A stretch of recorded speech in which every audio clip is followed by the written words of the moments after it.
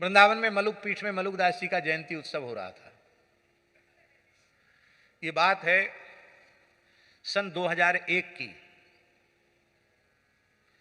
तब पुराना मंदिर था, खुला मैदान पड़ा था। नहीं, 2002 की बात है, 2002 की।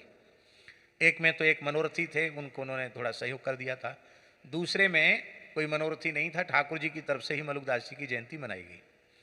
और वहाँ का नियम तो ये चला ही आ रहा भगवत कृपा से कि नित्य जो भी श्रोता आवे सबको नित्य प्रसाद। तो अभी उत्सव 3-4 ही दिन हुआ था, 4 दिन हुए थे उत्सव के, और स्थान का सारा राशन पानी जय सिया राम समाप्त हो गया। और हमारा अभ्यास नहीं कभी पूछने का कि क्या है क्या नहीं, कभी पूछते नहीं, स्वभाव में नहीं। रासलीला हो गई और रास बिहारी भी चले गए। रात्रि को 10 साढ़े 10 बजे, उस समय गंगादास जी ही सारी व्यवस्था देख रहे थे। और गंगादास जी ने कहा, गुरुजी आपको तो कथा करने से फुर्सत नहीं है, आप कभी पूछते नहीं कि क्या है क्या नहीं व्यवस्था है। कल के लिए आटा नहीं है, कल के लिए आटा नहीं है। और लगभग महाराज जी 700-800 से लेके 1000 तक लोग नित्य प्रसाद पा रहे थे। पूरा मैदान खुला पड़ा था, वहीं पंडाल लगा था, सबको प्रसाद था और आटा नहीं है। तो हमने कहा इसका पहले से ध्यान रखना चाहिए था, आटा नहीं है तो सुदामा कुटी से मांग लो। सामने बोले अब रात हो गई, 10:30 बजे रात को कहेंगे उत्सव कर रहे हैं स्थान में, तो आटा तक की व्यवस्था नहीं है। तो हमने कहा बाजार से कल ले लेंगे। अरे बोले कल बुधवार है, बाजार बंद रहता है। तो हमने कहा अच्छा ठीक है, आप विश्राम करो, उत्सव हो रहा है मलुकदास जी का, भगवान व्यवस्था करेंगे सब, आप जाओ। हम बैठ गए वहीं, अब ऐसे ही खाली ऐसे ही बैठ गए, कोई भगवान से प्रार्थना नहीं। मन में ये बात जरूर आई कि प्रभु ये बढ़िया परीक्षा आप ले रहे हो, कल कुछ नहीं है, चलो आप करो कोई व्यवस्था। अभी सोच ही रहे थे, उस समय गली का रोड भी नहीं बना था। एक लड़का एक ठिलिया वाले रिक्शा में आटा चावल दाल तमाम सामग्री लेकर के आया, खूब आटा लेके आया। आटा तो हम समझते हैं कि शायद 1 क्विंटल के करीब आटा होगा। और आश्चर्य की बात है कि इतना अकेले वो खींच के कैसे लाया। आया और आकृति से ऐसे लग रहा था कि जैसे कोई बंगाली लड़का हो, सांवला सा और केस बड़े बड़े थे। आकर के बोला, बाबा इसको कहाँ रखना है? तो हमने कहा कि कहाँ रहते हो आप? बोले यहीं रहता हूँ, आपके मोहल्ले में ही रहता हूँ। अच्छा, किसने भेजा? बोले मेरे पास फुर्सत नहीं है, जल्दी बताओ कहाँ रखना है इसको। रात्रि के 10:30 बजे की बात है, कहाँ रखना है? तो हमने 1-2 विद्यार्थियों को, संतों को कहा, वो धक्का दे करके उतरवा के सामान रखवाया। फिर उसने कहा बाबा राधे राधे, उनकी राधे श्याम। तो हमने कहा इस बच्चे को कुछ प्रसाद तो दे दें। और कुछ प्रसाद था नहीं, कटोरी में नेक्सी मिश्री रखी थी, मैंने मिश्री दिया उसको। मिश्री लेकर उसने मुंह में खाई, वो चला गया। अब हम अपने मन में सोचने लगे कि ये 10:30 बजे रात को बिना किसी सूचना के ये इतना आटा और दाल भी ले आया साथ में। कहते ना आटा में घाटा नहीं, घी के नहीं दर्शन, साधुओं में कहावत है। आटा आ गया तो कैसे आ गया? कोई भेजता है ना दुकान से, तो दुकान भी रात्रि को 10 बजे कौन खुली होगी? पर कोई भेजता है तो पर्ची लिख के भेजता है, उस पर्ची पे हस्ताक्षर करना पड़ता है दिखाने के लिए कि हम वहां पहुंचा के आए। इसने कोई पर्ची भी नहीं लिखवाई, कहीं हस्ताक्षर भी नहीं कराया। तो एक हमारे मोहल्ले में एक टटिया स्थान के शिष्य थे, अब उनका शरीर नहीं है, मारवाड़ी वैश्य थे। वो सत्संग में बहुत प्रेम रखते थे, आते थे। उनकी बहन थी उनकी भाभी थी गीता माता जी, वो टटिया स्थान की शिष्या थी बड़े महाराज जी की। वो सवेरे आए दर्शन करने। तो हमने उन भगत जी से कहा जो मारवाड़ी वैश्य थे, मैंने कहा कि हमने सोचा अपने मन में कि शायद उन्हीं ने भेजा होगा। तो हमने उनको कहा कि आपने रात्रि को 10:30 बजे आटा और इतना सब सामान भर के भेजा, तो आप बता तो देते, कम से कम पर्ची तो देते।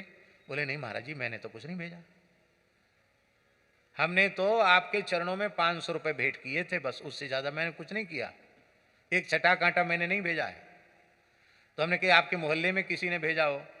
तो वो हंसने लगे, बोले हमारे मोहल्ले में तो ब्रजवासी सब भंडारा खा के तो गुजारा करते हैं, वहाँ इतना आटा दाल चावल कौन भेजेगा? किसी ने नहीं भेजा। तो हमारे यहाँ किशोरीलाल पंडा जी थे, उनकी बहू बेटियां आती थी, उनका उधर गोपीनाथ बाजार गोपेश्वर महादेव में पूछना।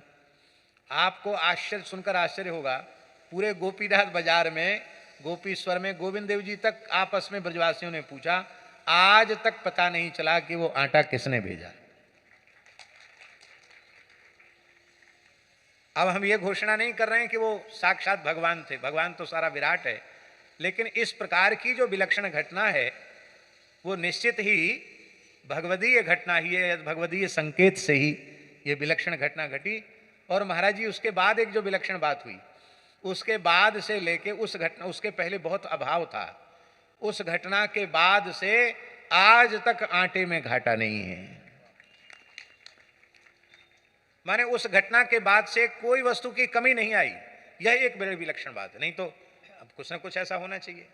हम नहीं भी रहते हैं तो भी स्थान में पंगत के समय कोई आ जाए, कहीं से आ जाए, सबको प्रसाद की व्यवस्था है। टोला मोहल्ला के लोग आकर के प्रसाद पाओ, कोई ब्राह्मण ब्रजवासी आके प्रसाद पाए, साधु संतों के लिए तो खुला है ही है। बोलो वृंदावन बिहारी। तो भगवान, कोई घटना ऐसी नहीं है जो काल्पनिक हो, सब सत्य हैं। आध्यात्मिक अवस्था बहुत ऊंची थी। बड़े बड़े देवी देवता सिद्ध उनको प्रत्यक्ष नेत्रों के सामने प्रकट होते थे। यद्यपि उनका शरीर स्त्री शरीर था और मानसरोवर में गए तो उनके पास हंस आ गए। हंसों ने उनको मोती दिए, वो मोती उन्होंने हमको दिखाया। बड़ी विलक्षण विलक्षण बातें उनके जीवन की। तो वो मलुक पीठ आए, कई साल पुरानी बात है, हम समझते हैं, हमको भी मोती दिए थे। 20 वर्ष 25 वर्ष पुरानी बात होगी। वो आई तो उन्होंने, उनकी समाधि लग गई।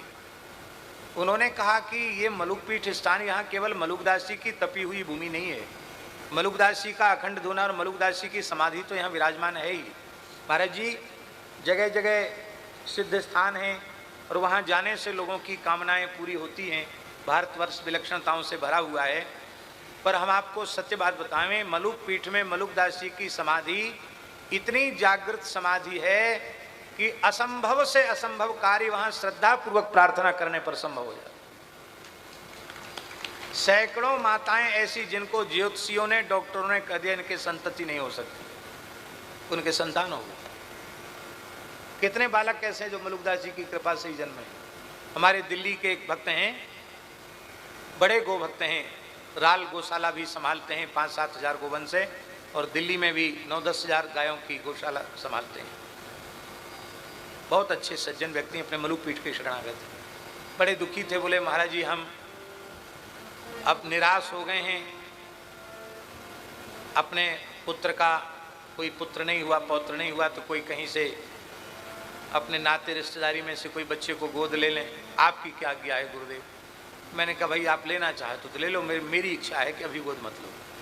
तब क्या करें? बोले अपने बेटे और बहू को बुला करके समाधि का पूजन करके परिक्रमा कर लो, भगवान मंगल करेंगे। हो गए बालक, हो गए।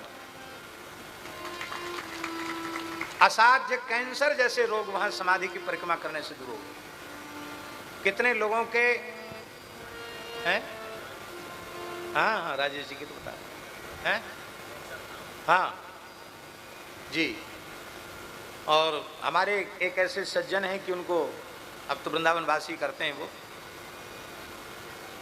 बहुत भयंकर कैंसर की स्थिति। अकस्मात पता चला, पहले वो समझ रहे थे शायद बवासीर है, रखता रहा है, बाद में पता चला कि पूरा कैंसर फैल गया। हम हवन कर रहे थे, वो आए पत्नी के सहित, परिक्रमा कर रहे थे, रोए। अब हम तो बोल नहीं सकते थे, हवन कर रहे थे, तो उन्होंने, उनकी गृहिणी ने कहा कि ऐसी ऐसी स्थिति है, हम तो वृंदावन वास करने आए और ये हालत हो गई। तुमने इशारा किया कि 4 परिक्रमा कर लो, फिर थोड़ी मलुकदास जी की धुना की विभूति दी।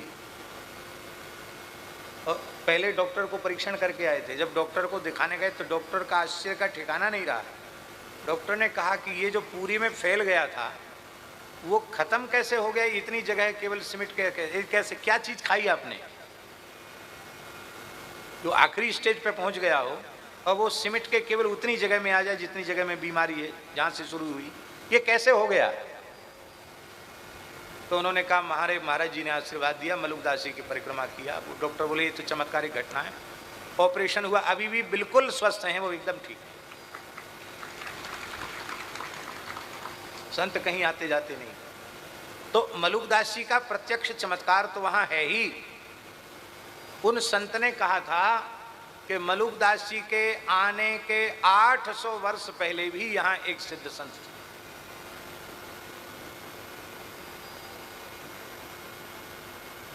इस बार मलुकदास जी की 452वीं जयंती थी और उनसे 800 साल पहले आप सोचो, कल्पना करो कौन सा समय रहा होगा। बोले यहाँ एक सिद्ध संत यहाँ विराजते थे जो गोपीश्वर महादेव के अनन्य भक्त थे, यहीं रास का अनुभव करते थे और भगवान शिव के नाग उनके निकट आते थे और अपनी मणि उनके चरणों में अर्पित करते थे। वो अपने मस्तक से ही एक द्वितीय मस्तक को प्रकट करके और अपने मस्तक से मस्तक निकाल के, कपाल से कपाल निकाल के और 2 कपाल के संपुट में उन्होंने ऐसी 8 मणियां यहाँ स्थापित की हैं उन सिद्ध संत ने, जो इस समय पूरी धरती पर कहीं नहीं है। इसलिए पूरी दुनिया के लोगों का आकर्षण मलुक पीठ में होगा और यहाँ आने वालों की इच्छाएं सहज ही पूर्ण हो जाएंगी।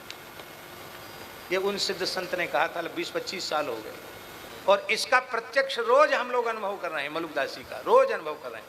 हम तो कोई तंत्र मंत्र जानते नहीं, कोई झाड़ फूक भी हमको नहीं आती, कोई सिद्ध भी हम नहीं है, हमारी कोई तपस्या भी ऐसी नहीं है कि हमसे कोई कहे कि आप आशीर्वाद दो तो हो जाए।